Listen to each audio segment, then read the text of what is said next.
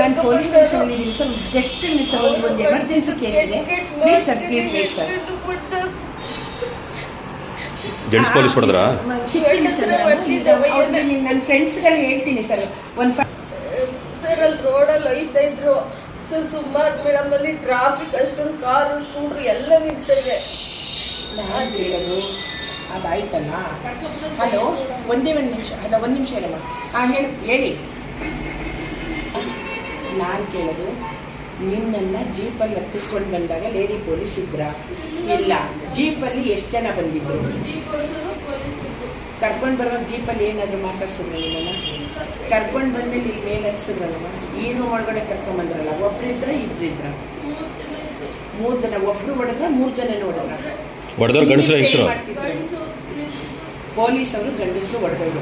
ಒಬ್ಬರು ಹೊಡಿತಿದ್ದಾಗ ಇನ್ನಿಬ್ರು ಏನು ಮಾಡ್ತಾಯಿದ್ರು ನೋಡ್ಕೊಂಡು? ಎಷ್ಟೇ ಹೊಡೆದಿರ್ಬೋದು. ಇಲ್ಲೆಲ್ಲ ಹೊಡೆದಿದ್ದಾರೆ. ಹೊಡೆಯೋರು ನೀವು ಹರ್ಚ್ಕೊಂಡ್ರಿ.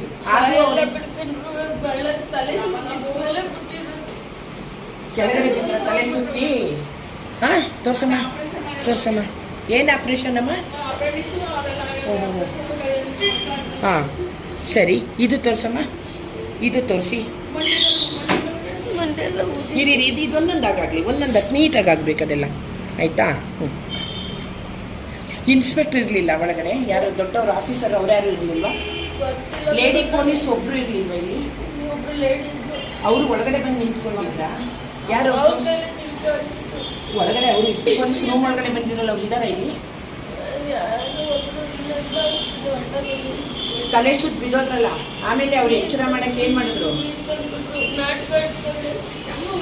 ತಲೆ ಸುತ್ತರು ಎತ್ತೆ